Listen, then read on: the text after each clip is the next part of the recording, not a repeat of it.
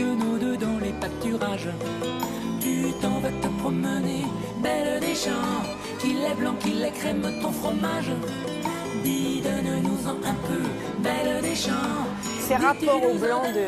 C'est pour vous, ça, c'est un petit cadeau qu'on voulait vous faire, Sylvie. Vous aimez cette chanson? Le fromage ou les cheveux ou le blanc, Tout, peut-être. voilà. Non, ça doit avoir un rapport avec le... tout simplement, oui, belle et les champs. Voilà, et pour nous parler de beaux meubles, de meubles sobres, chics, élégants. Et non, mais c'est vrai que le décorateur dont je vais parler s'appelle d'abord Guillaume Allan.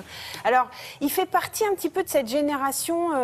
vraiment art décoratif. C'est-à-dire que souvent, je vous en parle, en France, on a une histoire avec les arts décoratifs et ça veut dire que ce décorateur, il est décorateur ensemblier.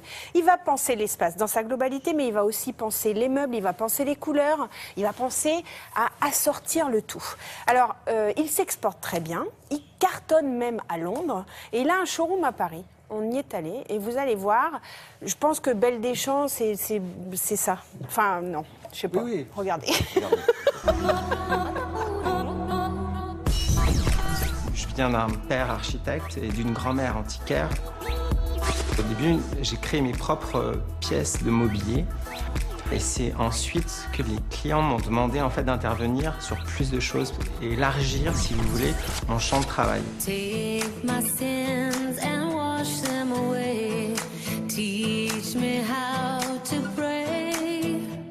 On essaye d'avoir une vision globale, c'est ça qui est vraiment très important et c'est ça qui détermine vraiment le métier de décorateur ensemblier, c'est de créer chaque chose. Donc vous partez d'une ligne d'architecture et vous allez dessiner jusqu'à la moindre petite pièce. J'essaye de faire des choses dont on ne se lasse pas. On utilise souvent en effet des matières relativement nobles, mais neutres au niveau des couleurs. Donc c'est des couleurs beluga, c'est un brun sombre avec un peu de noir dedans, des gris doux, des gris souris, des blancs craies. C'est-à-dire qu'on utilise rarement le blanc parce que c'est assez agressif, donc en fait on casse avec un petit peu de gris, ce qui adoucit beaucoup les lignes. Like the legend of the phoenix, yeah. All ends with beginnings. On utilise beaucoup le frêne, parce qu'il y a un très beau dessin du bois. Le veinage, on le travaille avec un léger effet brossé, ce qui se faisait beaucoup dans les années 30. Sauf que là, on le fait dans des lignes un petit peu plus sobres. Les matières, on aime beaucoup le laiton, quand il est travaillé juste en patine. Au démarrage, ce que j'aimais beaucoup, c'était le 18e français, comme la chaise Stella, qui est reprise d'une chaise Napoléon III à la base qui se faisait en bois. Donc on l'a redessinée et faite en métal. On utilise ce que nos ancêtres ont fait et on essaie toujours de faire mieux. Donc en fait, c'est à chaque fois un éternel recommencement.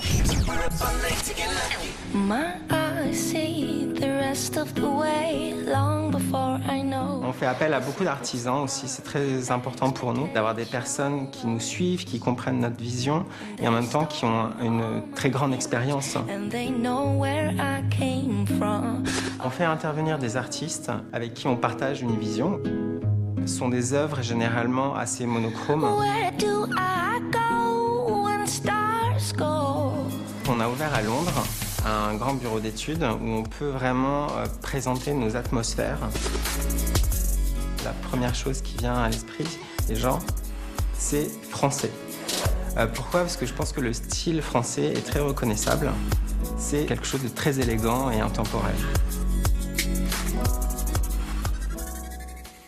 On peut reparler de sa façon de travailler. Donc, il travaille essentiellement avec les artisans. Hein. Oui, c'est décorateur ensemblier, c'est ça. Ça veut dire aussi qu'il a une tradition de travail avec les savoir-faire, français notamment. Alors, vous avez vu, c'est sobre, il y a quand même des couleurs sourdes. Il travaille le blanc pour la lumière. Et il travaille aussi, quand je disais décorateur ensemblier, c'est l'ensemble. Et il a bon sang ne saurait mentir, c'est-à-dire que son père est architecte et sa grand-mère antiquaire. Du coup, voilà, on est un petit peu... il a suivi la trace, les traces. Vous savez où puiser son inspiration. Complètement. Merci beaucoup, Sylvie.